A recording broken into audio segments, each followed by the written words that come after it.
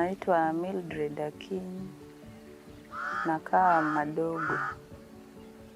Nilikuja huku 2015.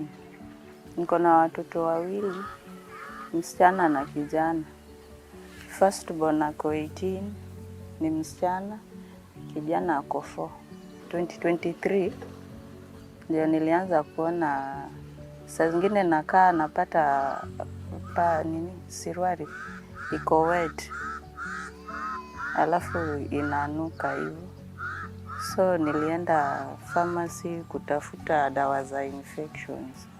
Nilikuwa naona maybe ni infection ya choo.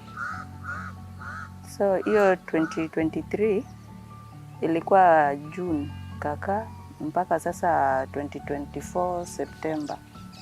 Ndio sasa ilijulikana ni cancer. Nilibleed. Siku ya kwanza nika-ignore, nikasema maybe periods zimekuja mingi. Ikakaa 1 week. Hii another week ikakuja sasa mingi kabisa. Nikashindwa ucontrol hata na pads.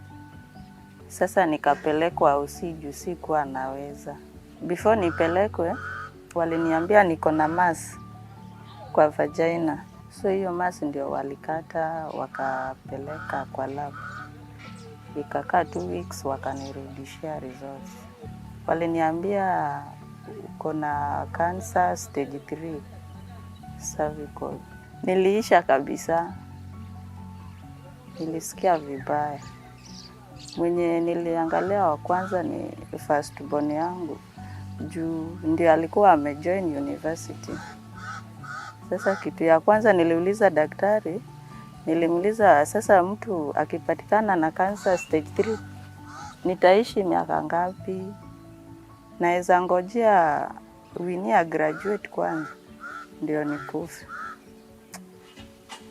Hiyo ndio iliniuma hapo tu, yani nilisikia tu vibaya.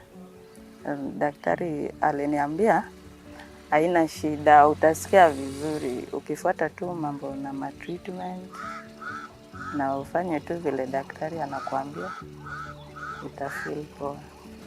Nilianza na chemotherapy. Chemotherapy ilinisumbua. Yani hauna nguvu, huwezi kula, unaara, unapoteza nywele, mdomo inabambuka. Na hata bado iko na red. Nikimaliza kimo nilifanyiwa radio. Nikimaliza radio nikafanya braki. Sasa hapo kwa braki ndio shida, uchungu yenye iko huko. Ni uchungu. Nilifanya 2 juu nilikosa pesa ya moja. Moja ni 40, so nilimanage 80k. Daktari aliniambia ningoje 3 months ndio nirudi niende PET scan ndio nione vile iko, lakini huwa naendanga clinic wananiangalia. Mimi naweza waambia waache watoto wafanyiwe chanjo. Heri wa prevent kuliko kuitibu. Kuitibu ina cost pesa mingi na ni uchungu. Heri mtu achanje, a prevent.